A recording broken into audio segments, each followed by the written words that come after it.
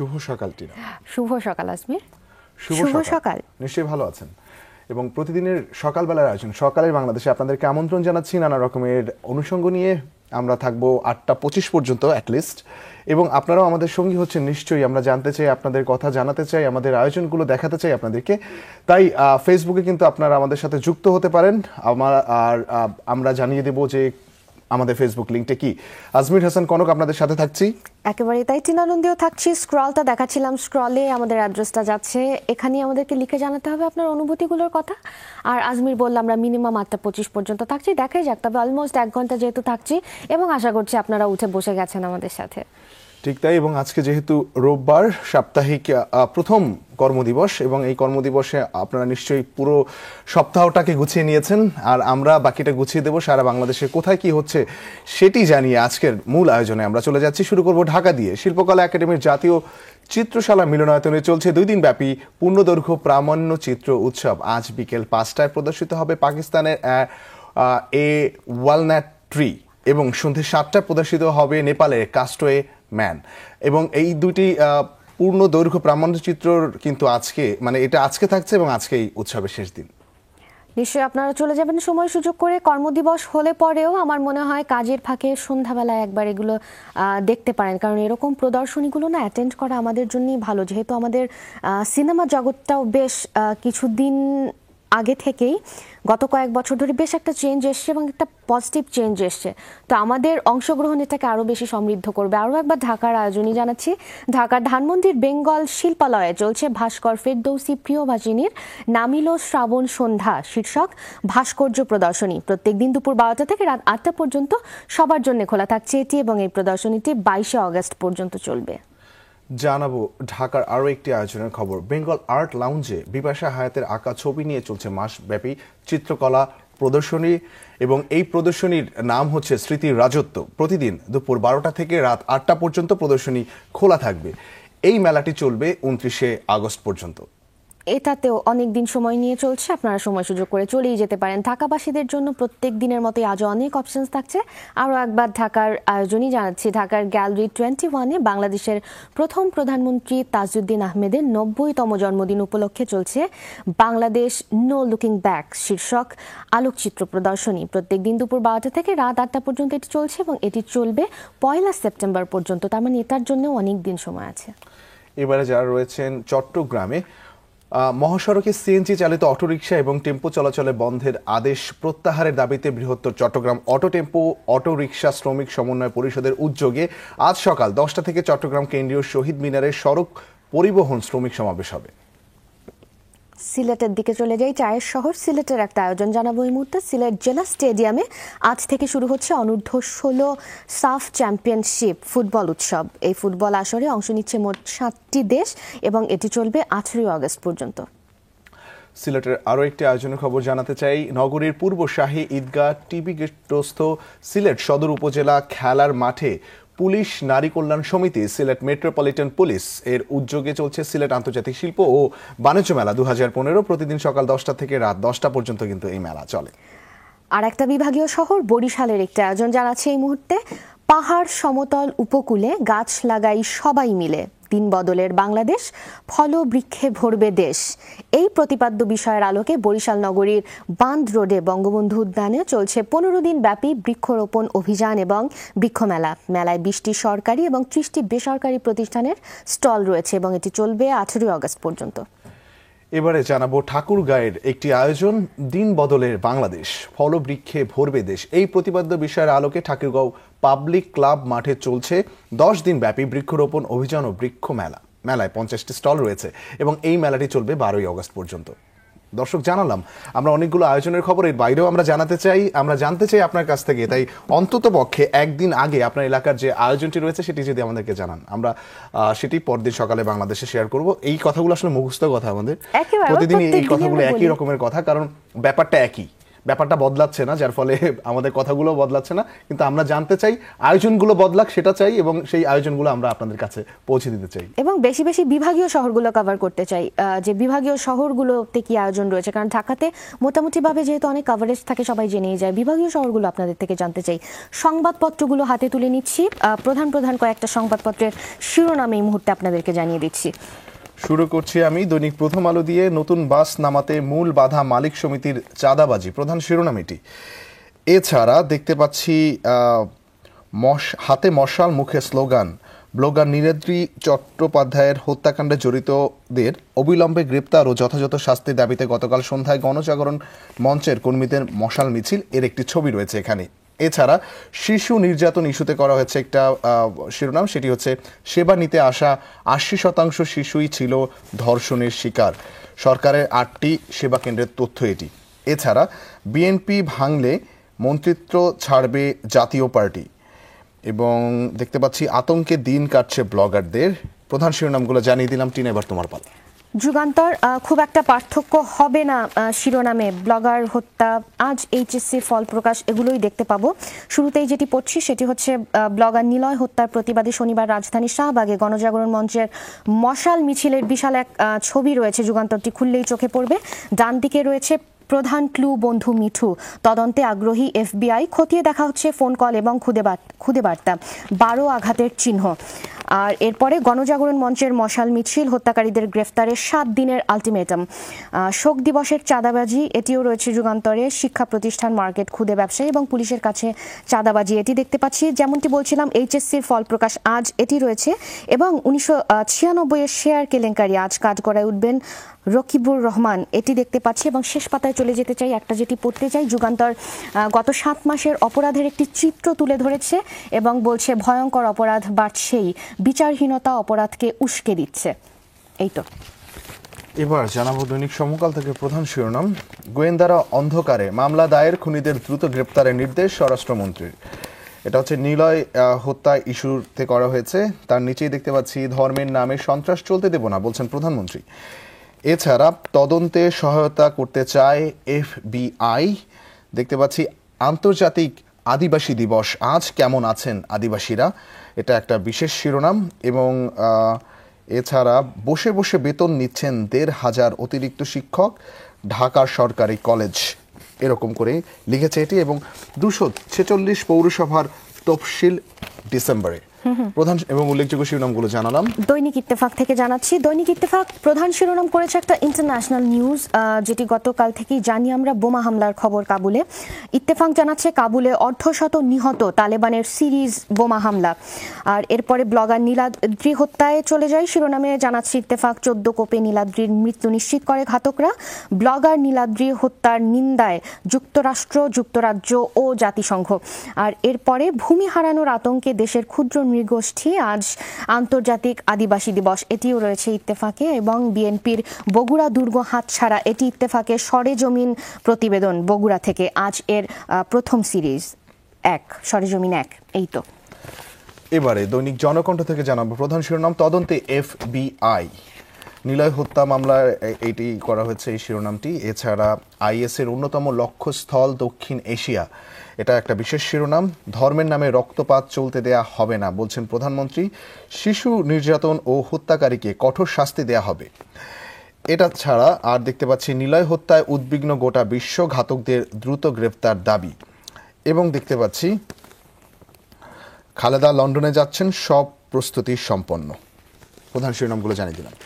The daily star সর্বশেষ যেটি জানাচ্ছি, দ্য ডেলি স্টার থেকে কয়েকটা শিরোনাম, শুরুর পাতাটা পড়ছি। বেসিকলি দ্য ডেলি স্টার শুরুতেই রেডিং শিরোনাম, blogger murder, 14 wounds, killers were gone in 10 minutes, এটি রয়েছে। এবং which religion they are protecting, asks PM, warns against abuse of religious sentiment, এটি দেখতে পাচ্ছি। এবং কমেন্টারি যেটি রয়েছে সেটি হচ্ছে racist thought prisons, how many more murders will galvanize us into action, বলে একটা কোয়েশ্চেন মার্ক রয়েছে দ্য ডেলি স্টারে। এবং এর ডান দিকে যেটি পার্ট 1 করেছে, জব ইন মালয়েশিয়া, বলছে job in Malaysia government initiative made to fail, বলে অ্যানাদার কোয়েশ্চেন মার্ক ডেলি স্টারে। এই তো প্রথম পাতাতে এগুলোই দেখতে পাচ্ছি। আচ্ছা, সেক্ষেত্রে দর্শক আমরা জানিয়ে দিলাম দেশের কয়েকটি উল্লেখযোগ্য পত্রিকার প্রধান এবং উল্লেখযোগ্য শিরোনামগুলো। এর বাইরেও আসলে আমাদের দেখতে পাচ্ছি যে শিরোনামগুলো জানিয়েছি সেইগুলোর বাইরে একটা বড় জায়গা জুড়ে আছে আজ আদিবাসী দিবস। আদিবাসী দিবস একেবারেই তাই, সেটি রয়েছে প্রত্যেকটা দৈনিকে কিন্তু টিনা কোনো না কোনো পাতাতে এটা নিয়ে খুব বড় করেই একটা সংবাদ ছেপেছে এবং আমরাও আসলে আজকে সেই উপলক্ষে সম্ভাবনার কথা বলবো। একেবারেই তাই। কেমন আছেন তারা এটি প্রধান মানে জানতে চাওয়া হয়েছে কয়েকটি সংবাদ। যাই হোক, আমরা আবার আমাদের প্রথম বিরতিতে যাচ্ছি। এর কারণ হচ্ছে বিরতির ওপারে আমরা একজন অতিথিকে নিয়ে ফিরছি। আপনারা আমাদের সাথে থাকুন।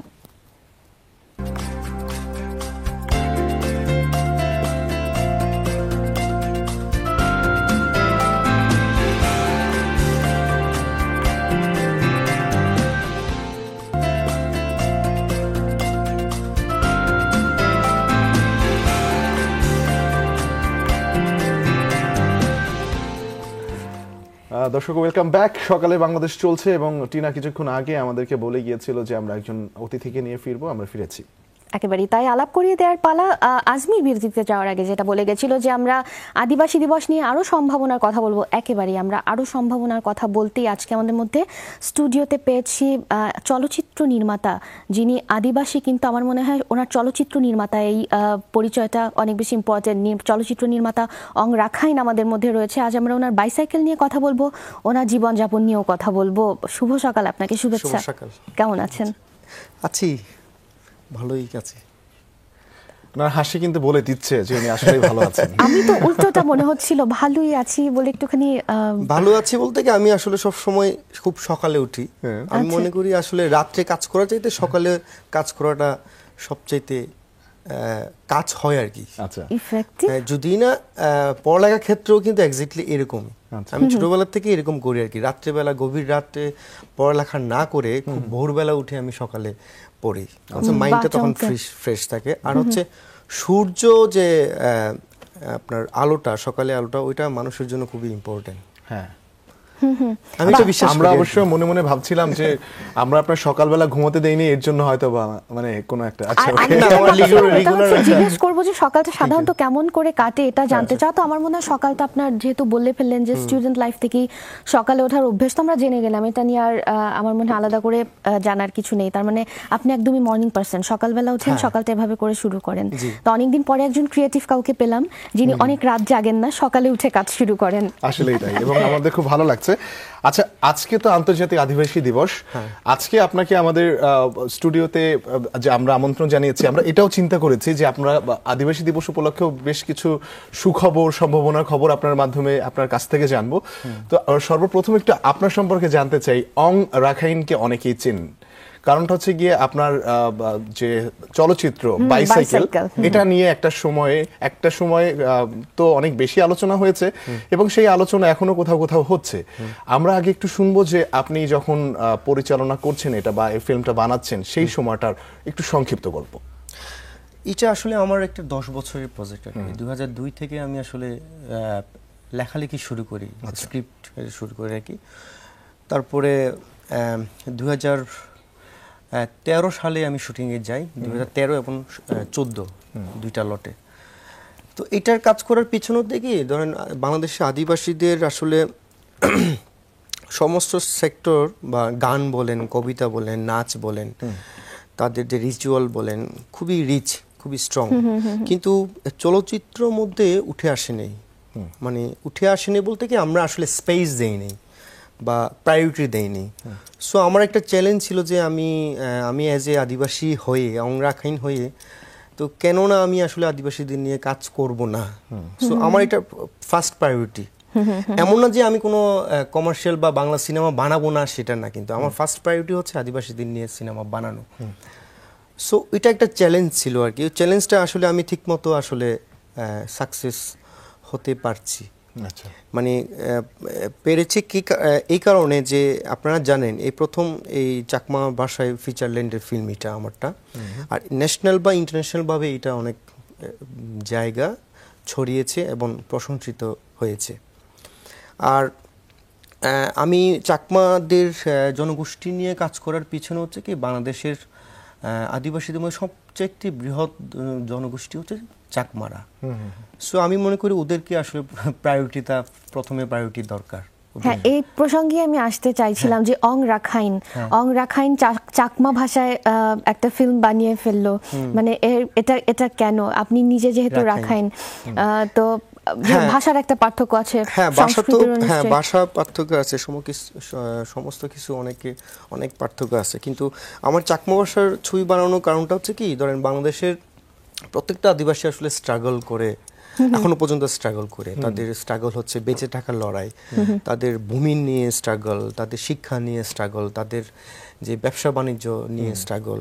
এবং এই স্ট্রাগলটা আসলে আমার কাছে মনে হয় বড় আদিবাসী চাকমার জনগোষ্ঠী হিসাবে ওরা বেশি স্ট্রাগলটা করে, এবং ওরা আসলে ডমিনেটটা করে পুরো আদিবাসীদেরকে।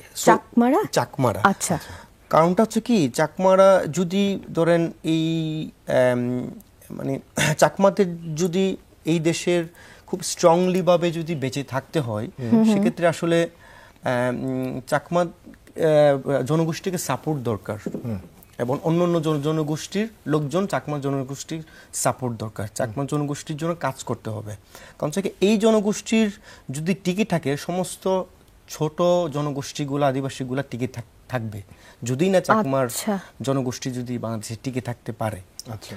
এই কারণে আসলে আমার চাকমার জনগোষ্ঠী দিয়ে সিনেমা বানানো, এই কারণে। কারণ আমি আসলে জানি যে, আপনারা জানেন মানে চাকমাদের প্রতি যে আমাদের যে অনেক কিছু আমরা আসলে চেপিয়ে দিচ্ছি, হচ্ছে কি ওদের আজকে যেমন আদিবাসী দিবসের অনেকগুলা মুভমেন্ট, যেমন অনেকগুলো আসছে, ভূমি নিয়ে আসছে, তাদের সিকিউরিটি নিয়ে আসছে, তাদের শিক্ষা নিয়ে আসছে, সমস্ত কিছু আসলে মুভমেন্টের মধ্য দিয়ে একটা আদায়ের একটা ব্যাপার আর কি। কিন্তু আমি মনে করি চাকমা হচ্ছে সবচেয়ে মুভমেন্টে একদম প্রথম স্তরের মধ্যে থাকে।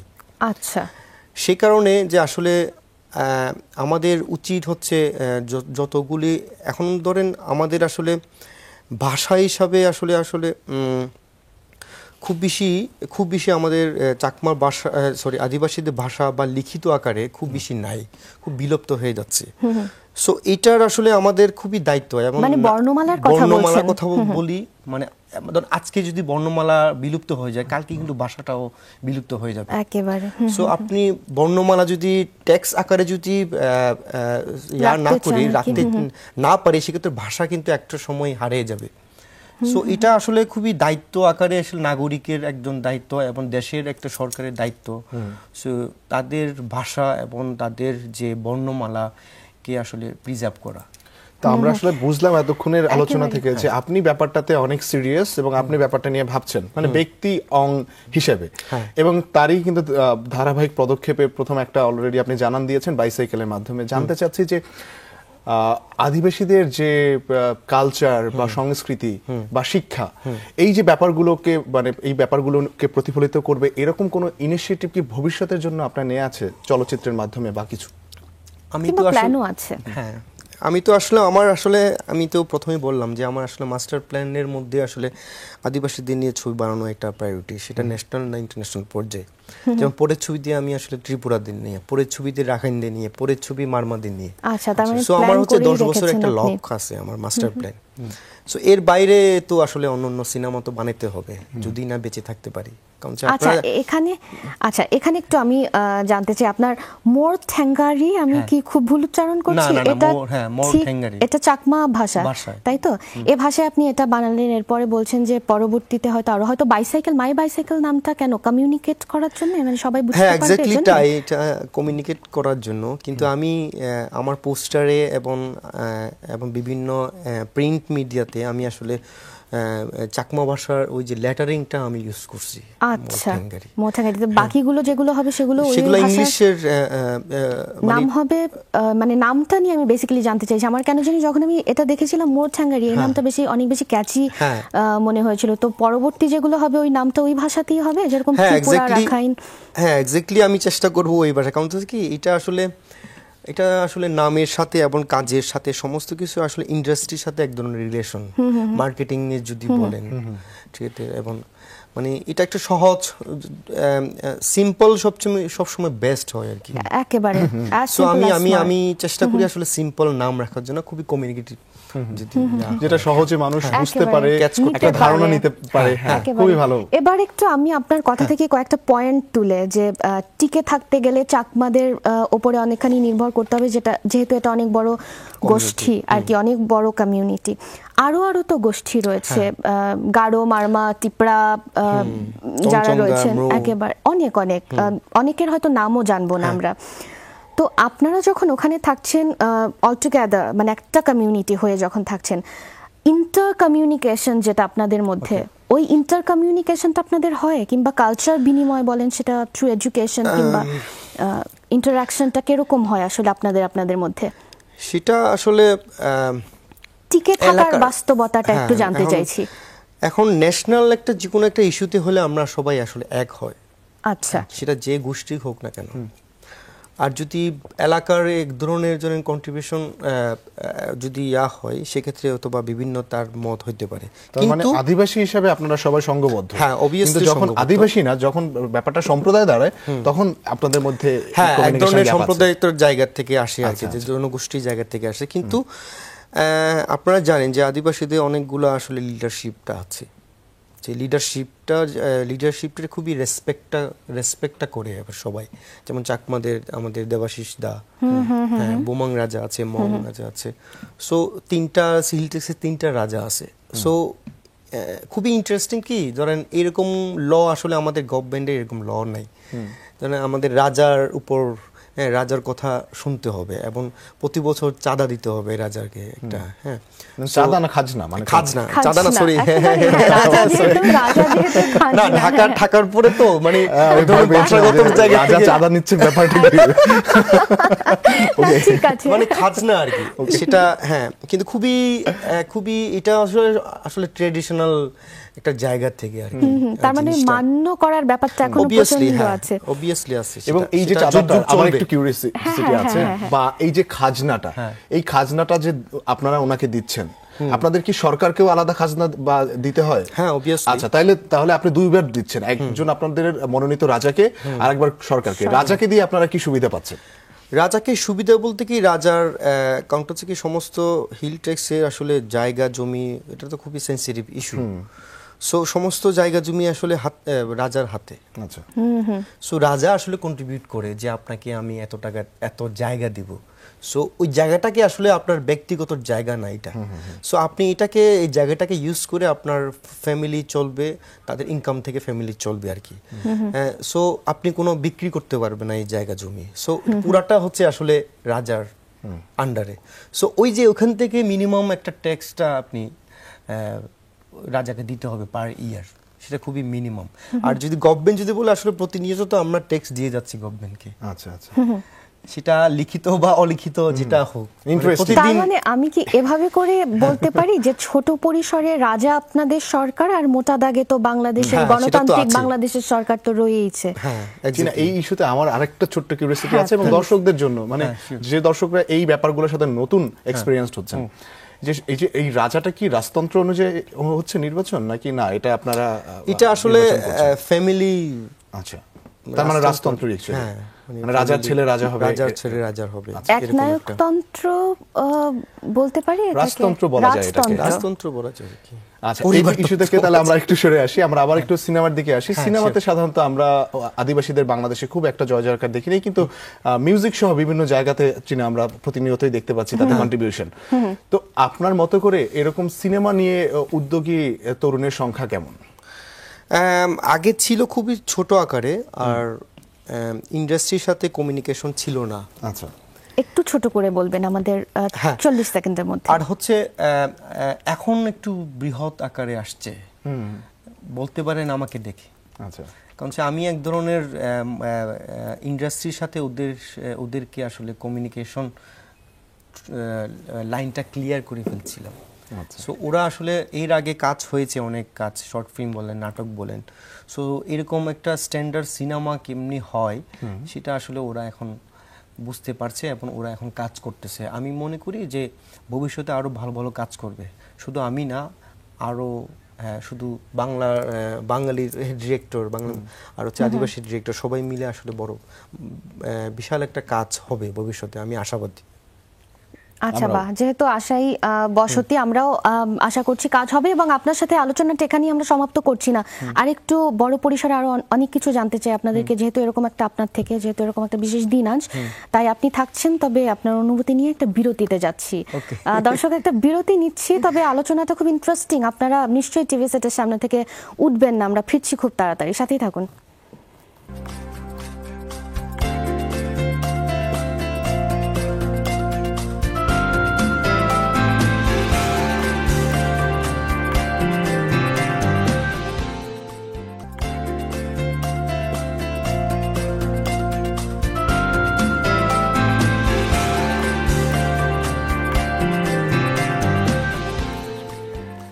দর্শক, ফিরে এলাম বিরতির পরে। সকালে বাংলাদেশের সাথে আপনি রয়েছেন এবং আমরা দুজন তো আপনার সাথে আছি, এবং আমাদের সাথে আরো আছেন আমাদের আজকের অতিথি অং রাখাইন। একেবারেই তাই। বিরতির ওপারে মানে আগে যারা আমাদের সাথে ছিলেন নিশ্চয়ই আমাদের আলোচনা শুনছিলেন, আরো কিছু আলোচনা বাকি আছে, তবে আপনার পারমিশন নিয়ে আমরা একটু নিউজ হেডলাইন্স জানতে চাই। নিউজ স্টুডিওতে চলে যাচ্ছে, সহকর্মী মাশরাফি রয়েছেন নিউজ হেডলাইন্স জানানোর জন্য। মাশরাফি, শুভ সকাল। শুভ সকাল টিনা, শুভ সকাল আজমির। দর্শক, আমন্ত্রণ যমুনার হেডলাইন নিউজে। এইচএসসি ও সমমানের পরীক্ষার ফল প্রকাশিত হচ্ছে আজ সকাল 10টায়। প্রধানমন্ত্রী শেখ হাসিনার কাছে ফলাফল হস্তান্তর করবেন শিক্ষামন্ত্রী ও সংশ্লিষ্ট বোর্ড চেয়ারম্যানরা। দুপুরে শিক্ষা মন্ত্রণালয়ে আনুষ্ঠানিকভাবে ফল প্রকাশ করবেন শিক্ষামন্ত্রী নুরুল ইসলাম নাহিদ। গত 1 এপ্রিল থেকে সারা দেশে প্রায় 11 লাখ শিক্ষার্থীর অংশগ্রহণে শুরু হয় এইচএসসি পরীক্ষা। আগের বছরের তুলনায় এবার পরীক্ষার্থী ছিল ৬৭,৪৯০ জন কম। গত বছর সাধারণ 8টি শিক্ষা বোর্ডে পাশের হার ছিল ৭৫.৭৪%, আর মাদ্রাসা ও কারিগরি বোর্ড মিলিয়ে পাশ করেছিল ৭৮.33%। বিশ্ব আদিবাসী দিবস আজ। সারা বিশ্বের সাথে বাংলাদেশেও দিনটি পালনে নানা কর্মসূচি হাতে নিয়েছে বিভিন্ন আদিবাসী সংগঠন। আদিবাসীদের যথাযথ স্বীকৃতি দিয়ে দিবসটি জাতীয়ভাবে পালনের দাবি জানিয়ে আসছেন অনেকে। দেশে এখন প্রায় 48টি জাতিসত্তার 30 লক্ষাধিক আদিবাসী রয়েছেন। কথিত পরীর নির্দেশে মাদারীপুরের কালকিনিতে সমকামী বিয়ে করা 2 যুবককে আটক করেছে পুলিশ। গতকাল কালকিনি উপজেলা ও থানার ভারপ্রাপ্ত কর্মকর্তার নেতৃত্বে আউলিয়ারচর থেকে আটক করা হয় সাজির ও নাজমুলকে। পরে তাদের জেল হাজতে পাঠানো হয়। ইয়েমেনে হুতি বিদ্রোহী নিয়ন্ত্রিত আবিয়ান প্রদেশে হামলা চালিয়েছে সরকারপন্থী সেনারা। চলছে তুমুল সংঘর্ষ। ট্যাঙ্ক এবং ভারী অস্ত্র নিয়ে শনিবার রাতে হুতিদের ওপর হামলা চালায় ক্ষমতাচ্যুত প্রেসিডেন্ট মানসুর হাদির সমর্থক সেনারা। আবিয়ান প্রদেশের রাজধানী জিনজিবারের দখল নিতে একযোগে উত্তর ও দক্ষিণ দিক থেকে হামলা চালায় তারা। হাদির সমর্থকদের ভারী অস্ত্র দিয়ে সহায়তা করছে সৌদি আরব। সৌদি এবং সেনাদের অব্যাহত হামলার মুখে গেল সপ্তাহেই এডেন থেকে পিছু হটে বিদ্রোহীরা। নিয়ন্ত্রণ হারায় গুরুত্বপূর্ণ বিমান ঘাঁটিরও। তাইওয়ানের পর এবার চীনে আঘাত এনেছে টাইফুন সুডেলর। শনিবার মাঝরাতে ফুজিয়ান প্রদেশের দক্ষিণে পুতিয়ান শহর অতিক্রম করে টাইফুনটি। চীনের আবহাওয়া বিভাগ জানায়, সুডেলর বেশ দুর্বল হয়ে ঘন্টায় 85 কিলোমিটার গতি নিয়ে পুতিয়ানে আঘাত হানে। ঝড়ের কারণে চীনের দক্ষিণাঞ্চলে প্রবল বৃষ্টিপাত হচ্ছে। এরই মধ্যে ফুজিয়ান প্রদেশের উপকূলীয় এলাকা থেকে সরিয়ে নেওয়া হয়েছে অন্তত 1.5 লাখ মানুষকে। চীনের আগে সুডেলর আঘাত হানে তাইওয়ানে। এতে অন্তত 6 জনের মৃত্যু হয়। এই ছিল এখনকার মতো। ফিরে যাচ্ছি সকালের বাংলাদেশে টিনা এবং আজমিরের কাছে। টিনা। মাশরাফি, অসংখ্য ধন্যবাদ সর্বশেষ হেডলাইন্স জানিয়ে দেওয়ার জন্য। যদিও আমরা ইদানিং এত মানে শুধুমাত্র ফ্রাস্ট্রেটিং নিউজ থাকছে আমাদের তালিকায় 1, 2, 3 নম্বরে, তবু আপডেটেড রাখার কর্তব্য পালন করছেন খুব ভালোভাবে। জন্য আরও একবার ধন্যবাদ আর কি দর্শকদের পক্ষ থেকেই দিয়ে দিলাম। এবং আমার পক্ষ থেকে শুভ সকাল। একই সাথে শুভ সকাল জানাচ্ছি যারা এই মুহূর্তে সকালে বাংলাদেশের সাথে রয়েছেন, যারা যুক্ত হয়েছেন, প্রবাসী দর্শক, আপনাদেরকেও ধন্যবাদ। আমরা টিনা আবারও চলো আমাদের আলোচনায় চলে যাই। অং রাখাইন এসেছেন এবং আমরা খুব প্রাণবন্ত আড্ডা দিচ্ছি, আমরা অনেক কিছু জানছি। এর মধ্যে প্রাণবন্ত আড্ডার মধ্যে কিন্তু আমার মনে হয় গুরুত্বপূর্ণ অনেক ইস্যু উঠে আসছে, যেহেতু সেনসিটিভ একটা ইস্যু আজকে বিশ্ব আদিবাসী দিবস। আমরা যেখানে শেষ করেছিলাম আজমির, ওখান থেকেই আবার একটুখানি সেখান থেকেই আমরা বরং শুরু করি। একেবারেই তাই। পরিকল্পনার কথা জানছিলাম, বড় বড় কিছু প্রজেক্ট হবে বলে আপনি আশাবাদী। কোনো হিন্ট পেতে পারি কিরকম কাজ হতে যাচ্ছে কিংবা প্ল্যানে কি আছে? আচ্ছা, সেটা কি ব্যক্তিগতভাবে নাকি সমস্ত? যেভাবে আপনি বলতে পছন্দ করবেন। ব্যক্তিগতটা যদি শিওর হন যে এটা প্ল্যান, তাহলে সেটাই শুনি। আচ্ছা, না আমি তো সেটা বললাম যে আমারটা আসলে ফিল্মের দিকে আমার খুব মনোযোগ আর কি। আর যদি বলি যে আদিবাসীদের কালচারের সংরক্ষণ করার জন্য আসলে খুবই জরুরি। সেটা আসলে আমি আসলে পারবো না, সেটা আসলে সরকারকে আসলে পদক্ষেপটা নেওয়াটা খুব জরুরি আর কি। কারণ হচ্ছে কি এক ধরনের আপনি জানেন যে যে কোনো দেশের আসলে কালচারাল যতই না আসলে সমৃদ্ধি, হ্যাঁ, সেটা আসলে একটা দেশকে রিপ্রেজেন্ট করে, যে কালচারের উপর আসলে দেশটাই আসলে দেশটাকে চিনে কালচারাল কারণে।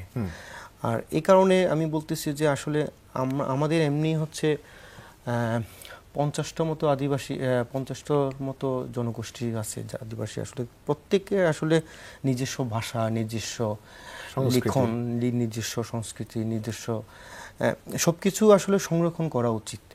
আর এই কারণে আর কিছুদিন আগে আসলে আমি সঞ্জীব রং সাথে একটু দেখা হয়েছিল একটা টক শোতে। তো ওনারা বলছিল যে গভর্নমেন্ট একটা পদক্ষেপ নিচ্ছে প্রাইমারিভাবে যার যার ভাষাটাকে একটা শিক্ষা প্রায়োরিটি দেওয়ার জন্য। এটা হচ্ছে একটা এডুকেশনের একটা সেক্টর আর কি। সো এটা আসলে অনেক আগেও এরকম ঘটেছে আর কি, মানে পাঠ্যসূচিতে যার যার নিজের ভাষা সেটাকে সংযুক্ত করা, এটা হয়তো বা পাস হয়ে গেছে আর কি, এখন টেক্সট বইটাও চলে আসছে মেবি। সো আমার কাছে মনে হয় যে এটাকে যদি প্রাইমারি যদি আকারে না রাখি, হাই স্কুল পর্যন্ত যদি রাখি, সেক্ষেত্রে আরো বেশি ভালো হয়। কারণটা হচ্ছে কি আপনিও পড়ছেন, আপনিও এসএসসি পর্যন্ত আসলে আপনার নিজের ধর্মটা পড়ছেন, আমি আমার এসএসসি পর্যন্ত আমার নিজের ধর্মটা পড়ছি, আর খ্রিস্টান হিন্দু বলে যার যার ধর্মটা এসএসসি পর্যন্ত। সো সেম এরকম একটা সাবজেক্ট আসলে ভাষা এসএসসি পর্যন্ত আসলে খুবই থাকা উচিত। এটা খুবই সবার যার যার ভাষা তারা পড়বে আর কি। সো এটা আমার কাছে মনে হয় আর কি যে এসএসসি পর্যন্ত, প্রাইমারি পর্যন্ত আমিও নিজেই আমার নিজের ভাষাটা আমি প্রাইমারি পর্যন্ত পড়ছি, সেটা আসলে মন্দিরের একটা জায়গার, কিন্তু আমি আসলে ভুলে গেছি কারণ আমার প্র্যাকটিস নাই। সো আসলে হাই স্কুল পর্যন্ত হইলে না জিনিসটা আসলে মাথা এক ধরনের সেট হয়ে যাবে আর কি, থাকে। আর যদি বলি যে শিক্ষাগত জায়গা থেকে আপনারা জানেন যে আদিবাসীরা আসলে বিশেষ করে চাকমা জনগোষ্ঠী শিক্ষা হার একদম মানে 100-এর কাছাকাছি। আচ্ছা, বাহ। হ্যাঁ, ওরা আসলে ঘরে চাল থাকুক না থাকুক সেটা আসলে দেখার বিষয় না, কিন্তু পড়াশোনা করবে। সো এটা কিন্তু আমাদের আসলে শিক্ষা উচিত আর কি ওদেরকে দেখে। সেটা ঠিকই বলেছেন, এটা একটা দৃষ্টান্ত আসলে সবার জন্য। হ্যাঁ, এটা আসলে মনে করি, কিন্তু অন্যান্য জাতিগোষ্ঠীও এখন চেষ্টা করছে শিক্ষার হারটা আরো বাড়ানোর জন্য। আর এই কারণে যে আসলে সমস্ত কিছু আসলে ডিপেন্ড করে আসলে আমার আসলে সরকারের, কারণ কি আপনি হিল টেক্সে গভীরে যাবেন কোনো কিছু নাই। সো একটা এলাকা থেকে আরেকটা এলাকা যেতে আমার হচ্ছে ট্রান্সপোর্ট হচ্ছে একটা নৌকা, বোট। সো ওইখানে যদি এখন ধরেন কোনো মতে আসলে এনজিওরা কাজ করতেছে বলে এই পর্যন্ত, কিন্তু এনজিওরা তো আসলে পার্মানেন্ট না। সো পরবর্তীতে 5 বছর পরে তো এনজিওরা চলে যাবে। সো সেক্ষেত্রে আরো মানে এক ধরনের আবার হয়তো ভাটা পড়বে। সেক্ষেত্রে গভর্নমেন্টের এটা মানে পদক্ষেপটা কিছু নিলে ভালো হয় আর কি। সমস্ত কিছুতে শিক্ষা বলেন, তাদের কালচারাল মুভমেন্টটা বলেন, কালচারাল মুভমেন্ট অনেক রিচ। কারণ কি সবাই আমাদের বাঙালি কালচার অনেক রিচ, আমাদের লিটারেচার, আমাদের গান বলেন, আমাদের আর্ট বলেন, হ্যাঁ, সো আমাদের ফিল্ম বলেন, হ্যাঁ, আগেরকার ফিল্ম আসলে আমাদের একদম এক ধরনের ইন্ডিয়ার সাথে বিট করার মতো, ইন্ডিয়ার চেয়ে আমরা ঊর্ধ্বে ছিলাম। এখন না আমাদের ইন্ডাস্ট্রিটা একটু ডাল আবার হয়ে উঠতেছে, এটা আশাবাদী আর কি। সো আমার কাছে মনে হয় যে কোনো কিছু ধরেন এক ধরনের ঢাকা কেন্দ্রবিন্দু হওয়ার মধ্য দিয়ে আসলে খুবই দুঃখজনক আর কি।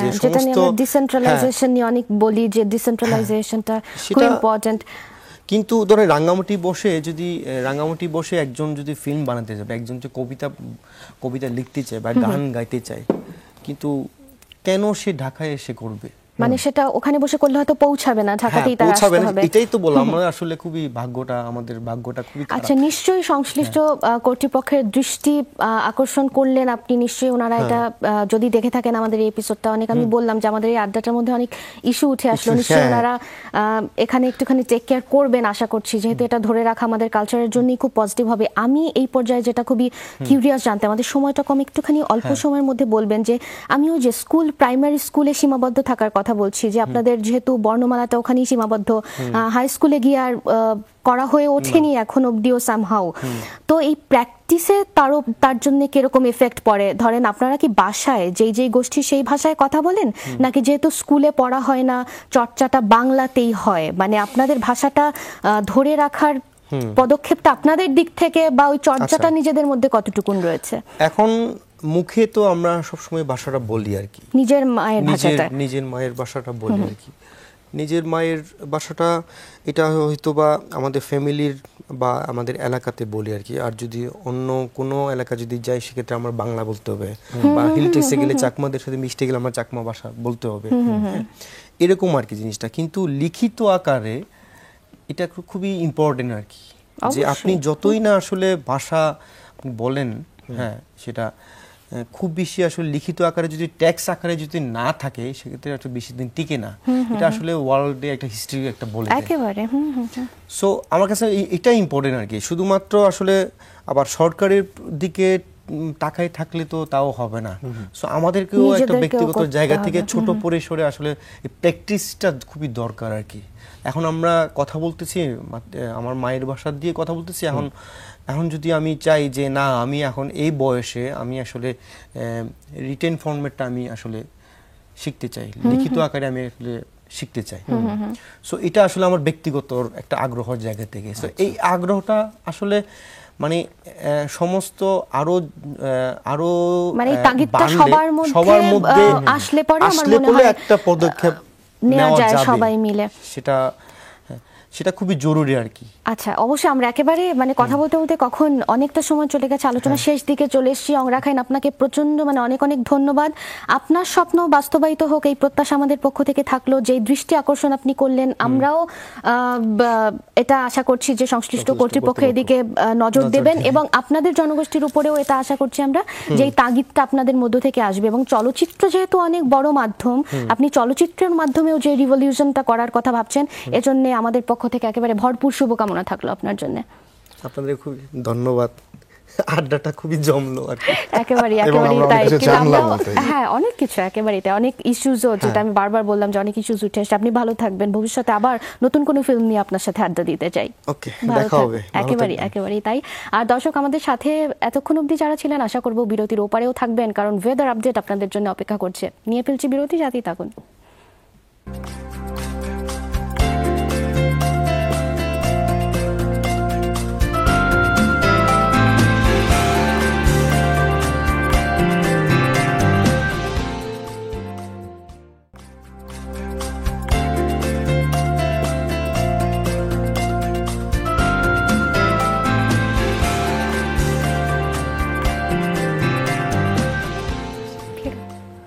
বিরতির পর স্বাগত জানাচ্ছি সকালের বাংলাদেশের সাথে, আপনারা রয়েছেন, অসংখ্য ধন্যবাদ জানাচ্ছি। আর এই মুহূর্তে আমরা চলে যাব আমাদের ওয়েদার স্টুডিওতে, সেখানে অপেক্ষা করছেন আমাদের সহকর্মী ওয়েদার গার্ল রুবি। আমরা সরাসরি তার কাছ থেকে জানবো ওয়েদার আপডেট। রুবি, শুভ সকাল। শুভ সকাল আজমি, শুভ সকাল টিনা, সেই সঙ্গে সকালে বাংলাদেশের পুরো টিমকে শুভ সকাল, দর্শকদেরকেও আমন্ত্রণ জানাচ্ছি। আর হোপফুলি তোমরা ভালো আছো, এই শুভকামনায় শুরু করে দিতে চাই ওয়েদার ডিটেলস। এবং আমার হাতে যে রিপোর্ট রয়েছে সেই অনুযায়ী আজকে কিন্তু ঢাকা একেবারেই মেঘাচ্ছন্ন, এবং প্রায় সারাদিনই মেঘ রোদ থাকবে। আর সন্ধ্যার পরে আকাশে স্বাভাবিকভাবেই মেঘ চাঁদ থাকবে, বৃষ্টির সম্ভাবনা একেবারেই নেই, এমনটাই বলছে ওয়েদার ফোরকাস্ট। চট্টগ্রামে আজকে বৃষ্টি রয়েছে মেঘে মেঘে, এবং সকাল থেকে মানে একদম সন্ধ্যা পর্যন্ত খুবই ক্লাউডি একটা দিন থাকবে, মেঘরোদ। সন্ধ্যার পরে সেটা চাঁদ হয়ে উঠলেও আকাশে মেঘলা আকাশ কিন্তু বৃষ্টিতে গড়াবে, এবং তা থাকবে রাত 11টা থেকে ভোর 4টা পর্যন্ত বৃষ্টি। পরবর্তী শহর আমার হাতে রয়েছে রাজশাহী। একেবারে মেঘাচ্ছন্ন একটি দিন পাবেন সারাদিন, তবে দুপুর 1টা থেকে 3টা পর্যন্ত বজ্রবৃষ্টি হওয়ার সম্ভাবনা রয়েছে, অন্য সময় নেই। খুলনা আজকে একদম সম্পূর্ণ রৌদ্রোজ্জ্বল একটি দিন, বৃষ্টির সম্ভাবনা একেবারেই নেই খুলনাতে ওয়েদার ফোরকাস্ট অনুযায়ী। সিলেটে আজকে বজ্রবৃষ্টি হওয়ার সম্ভাবনা রয়েছে এবং টানা বৃষ্টি থাকবে দুপুর 3টা পর্যন্ত এই ঘন্টা থেকে শুরু করে, এবং 4টার পর হালকা সূর্যের দেখা মিলবে, তবে সন্ধ্যা 7টা থেকে রাত 12টা পর্যন্ত স্বাভাবিকভাবে আকাশ মেঘাচ্ছন্ন থাকবে। 12টার পর ঝড় বৃষ্টি হবে একদম সারা রাত, এমনটাই বলছে ওয়েদার ফোরকাস্ট। সবশেষে বরিশাল আংশিক রৌদ্রোজ্জ্বল এবং দুপুর পর্যন্ত মেঘ থাকলেও বা সারা মোটামুটি বিকাল পর্যন্ত মেঘ রোদ একসাথেই থাকবে, আর সন্ধ্যা 7টার পরে স্বাভাবিক আকাশ থাকবে। এবার আপনাকে জানিয়ে দিব গতকালকে সর্বোচ্চ এবং সর্বনিম্ন তাপমাত্রা কোথায় ছিল, কত ছিল। গতকালকে সর্বোচ্চ তাপমাত্রা ছিল চুয়াডাঙ্গাতে এবং তা ছিল 34.7 ডিগ্রি সেলসিয়াস। সর্বনিম্ন তাপমাত্রা ছিল রাঙামাটিতে, ছিল 25.2 ডিগ্রি সেলসিয়াস। আজকে সূর্যোদয় যা হয়ে গেছে ঠিক 5টা বেজে 31 মিনিটে এবং সূর্য অস্ত যাবে 6টা বেজে 37 মিনিটে। বিভাগীয় শহরগুলোর খবর। ঢাকা সর্বোচ্চ 34.3, সর্বনিম্ন 27.2। চট্টগ্রামে সর্বোচ্চ 32.4 এবং সর্বনিম্ন 25.5। রাজশাহী সর্বোচ্চ 34.4, সর্বনিম্ন 27.2। রংপুর সর্বোচ্চ 33.3 এবং সর্বনিম্ন 26.5 ডিগ্রি সেলসিয়াস।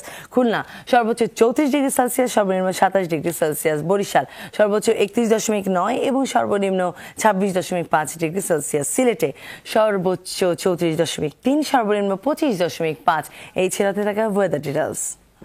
আজমিটিনা আজকের জন্য এই ছিল। সারাটা দিন তোমাদের অনেক ভালো কাটবে এই শুভকামনায় শুভ সকাল আরো একবার। অসংখ্য ধন্যবাদ জানাচ্ছি রুবি। একেবারেই তাই, ধন্যবাদ আমার পক্ষ থেকেও শুভ সকাল রুবি। আর এই মুহূর্তে এবং না তুমি বলো। আচ্ছা, কিছু বলছিলাম মাঝখান থেকে একেবারে থামিয়ে দিলাম। যাই হোক, আমরা রয়েছি আর দর্শকরা মাঝে মাঝেই যাকে মিস করে, সামিকে আমরা মাঝে মাঝেই পাই আমাদের মধ্যে, প্রত্যেকদিন পাই না। তবে আজকের এই বিশেষ দিনটিতে একটুখানি এটা জানাতে চাই যে সামি আমাদের অনেক ঘুরে বেড়াচ্ছে পুরো বাংলাদেশের এ প্রান্ত থেকে ও প্রান্তে গিয়ে বিভিন্ন জনগোষ্ঠীর কথা, তাদের জীবন যাপনের কথা জানার চেষ্টা করছে। আজকের এই দিনটিতে, বেসিক্যালি আজকে নয়, কিছুদিন আগেই সামি চলে গেছে অনেক, মানে আজকে যেহেতু আমরা আদিবাসী দিবসে আদিবাসীদের নিয়ে কথা বলছি, পার্বত্য এলাকার যারা আদিবাসী রয়েছেন, পাহাড়ের আদিবাসী, ওনাদের সাথে কিছু সময় কাটাতে সামি কিছুদিন আগেই গেছিল ওখানে গিয়ে কিছুটা সময়ও পার করে এসছে, ওনাদের যাপিত জীবনের কথা শুনে এসছে, যেটা আমরা আরও বিস্তারিত জানতে পারবো সোমবার 6:30টায়। তবে এই মুহূর্তে সামি ওর এক্সপিরিয়েন্সের কিছুটা আমাদের সাথে শেয়ার করতে চাইছে, আপনাদের সাথেও সেটা শেয়ার করতে চাই। ভিজুয়ালি দেখে নিচ্ছি।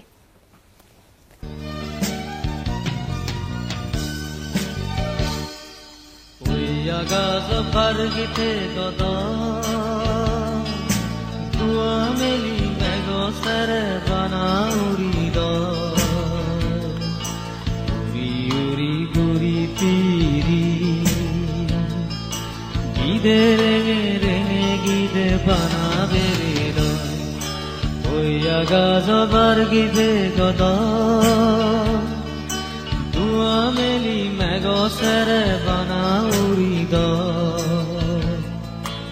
উড়ি উড়ি ঘুরি ফিরি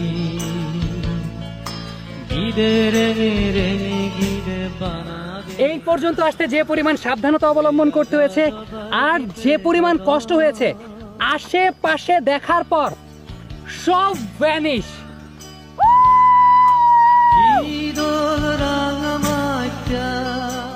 আমার সামনে পুরোপুরি একটা অস্থির জিনিস দেখতে পাচ্ছি, সেটা হচ্ছে জুম ঘর।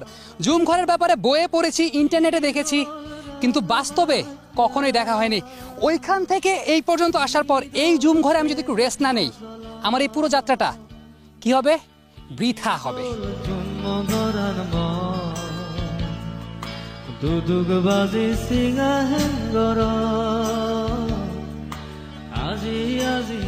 মুগ্ধতা কাকে বলে, কত প্রকার ও কি এখানে এসে একেবারে হাতে নাতে প্রমাণ পাওয়া গেছে। This is Bangladesh at its best.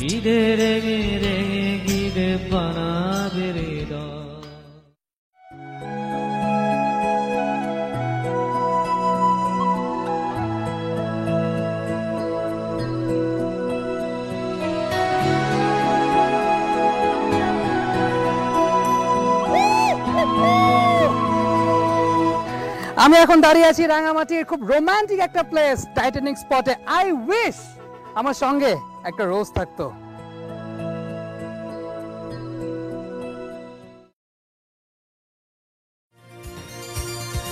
মুক্তির মন্দির সোপান তলে কত আত্মিক শান্তি বলে একটা কথা রয়েছে এবং সেই জিনিসটা এই মুহূর্তে আমার মধ্যেই বিরাজ করছে, কারণ আমি যে স্মৃতিস্তম্ভটির সামনে দাঁড়ানো রয়েছি সেটি হচ্ছে বীরশ্রেষ্ঠ ল্যান্স নায়েক মুন্সি আব্দুর রৌফের স্মৃতিস্তম্ভ। মুক্তিযুদ্ধকালীন সময়ে ল্যান্স নায়েক মুন্সি আব্দুর রৌফ তিনি কিন্তু এই রাঙামাটির মহালছড়ি অঞ্চলে কর্মরত ছিলেন মেশিন গানার হিসাবে, এবং 20 এপ্রিল 1971 সালে যখন পাকিস্তান সেনাবাহিনী তার যে ডিউটিরত এলাকাটি রয়েছে সেখানে অ্যাটাক করে, তখন তিনি কিন্তু প্রতিহত করেছিলেন এবং তার প্রতিহত করার ফলে সেই পাকিস্তান সেনাবাহিনীর 2টি প্লাটুন একেবারে ধ্বংস হয়ে যায়। কিন্তু শেষ পর্যন্ত তিনি আর পেরে উঠতে পারেননি, তিনিও সেখানে শহীদ হয়েছেন এবং তাকে পরবর্তীতে মহালছড়িতে সমাহিত করা হয়। মুক্তির মন্দির সোপান তলে কত প্রাণ হলো বলিদান, লেখা আছে অশ্রু জলে। আমি চলে এসেছি রাঙামাটি জেলার একেবারে শেষ প্রান্তে, আর একটু আগালেই চট্টগ্রাম। পেছনে ফেলে যাচ্ছি প্রাকৃতিক সৌন্দর্যের এক অপূর্ব লীলাভূমি, অপূর্ব সুন্দর কিছু মানুষ এবং সেই সঙ্গে কিছু অসাধারণ স্মৃতি। আপনাদের সঙ্গে দেখা হয়ে যাবে আগামী পর্বে অপূর্ব সুন্দর কিছু জায়গায়, অপূর্ব সুন্দর কিছু মানুষের সঙ্গে। সেই পর্যন্ত সবাই ভালো থাকবেন, সুস্থ থাকবেন, বাই বাই। ঈদুল রাঙামাটিয়া ঈদুল সেহাজলা ঈদুল জন্মগরান মা দুদুগ বাজে সিঙা হেঙ্গরা। একটা লোভ দেখিয়ে চলে গেল একেবারে অস্থির অস্থির, মানে পুরাই অস্থির। সামি, যাই হোক, আমাদের এই অস্থির সামির এই অস্থির ভ্রমণ দেখতে গেলে আমাদের সাথে থাকতে হবে সোমবার পর্যন্ত। সোমবার পর্যন্ত কালকেই, মানে খুব একটা বেশি সময় নেই আর। নিশ্চয়ই আপনারাও কিছু অস্থির অস্থির জায়গা ঘুরে আসতে পারবেন। মানে অপূর্ব, আসলে আগে থাকতে যদি এরকম কিছু একটা জেনে যান তাহলে আমার মনে হয় যাওয়ার পরে আপনার ইচ্ছা, মানে আপনার যে প্রত্যাশার সাথে বাস্তবতার একটা ফিউশন হতে পারে। একেবারেই তাই। ও কিছু হিস্ট্রি বলে দিল, সাথে ঘোরাটা তো রয়েছে, বিভিন্ন জায়গা কভার করা, এটা এক্সট্রা পাওনা আর কি। যাই হোক, আপাতত আমার একটা কথা বলা আছে, পাহাড়ি অঞ্চলে সামি যেরকম দৌড়দৌড়ি করেছে আপনারা প্লিজ সেরকম করবেন না। ও দৌড়দৌড়ি করলে এক্সপেরিয়েন্সড, কাজেই ও অনেক কেয়ারফুল। কিন্তু আপনারা যদি মানে প্রকৃতি দেখে মানে ওরকম করে দৌড়ানোর মতো করে কিছু দৌড়ানোর সময় পাবেন না, অভিভূত হতে হতে দৌড়াতে ভুলে যাবেন। যাই হোক আজমি, আজকের মতো আমাদের চলে যেতে হবে। আমরা আবার কালকে সকালে বাংলাদেশে 7:30 বাজার সাথে সাথে চলে আসবো। বরং সে পর্যন্ত আপনারা ভালো থাকুন। আমরা শুভ সকাল যাওয়ার আগে আরো একবার শুভ সকাল।